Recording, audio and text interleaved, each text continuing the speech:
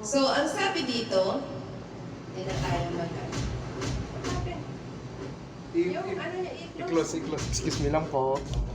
close Ay. mo na yung ano. Oh, yeah. Ayan. So, sa Malakay 3 verse 10, bring all your tithes into the storehouse, that there may be food in my house.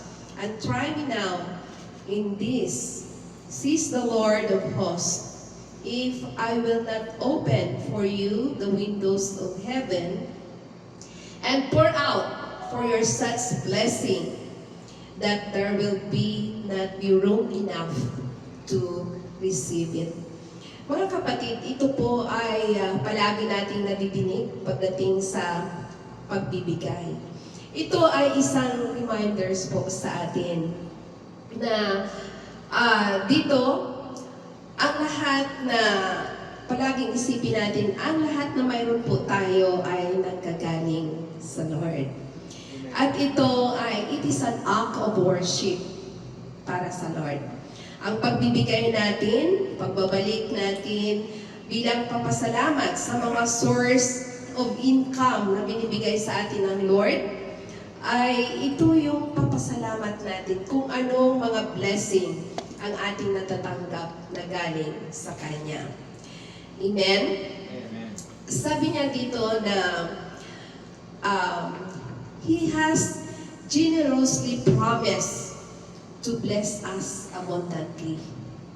Kasi mga kapatid, ang pagbabalik sa Panginoon kung ano mayroon tayo, kapag ito ay tayo ay grateful heart na nagbibigay sa Lord, the Lord will bless more and more abundantly.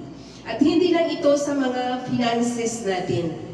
Patuloy ito kasama ang household natin, patuloy ang protection, ang guidance, ang health, kasama dito sa lahat.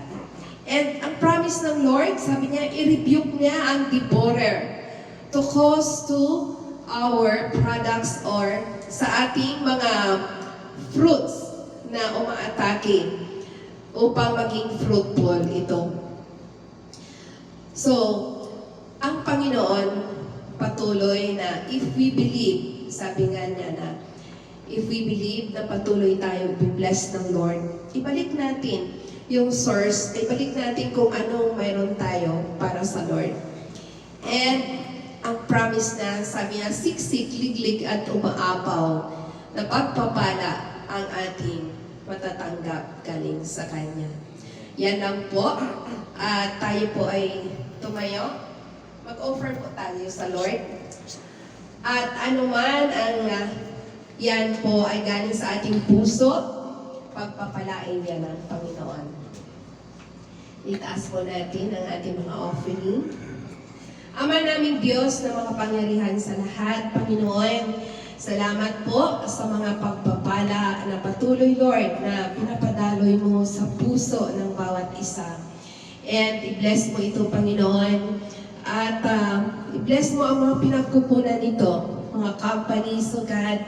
At ipadaloy mo pa ang mga pagpapala para, Lord, na patuloy ma-share ng mga kapatid ang mga blessing na ito sa inyo at maibalik at sa lahat, Panginoon.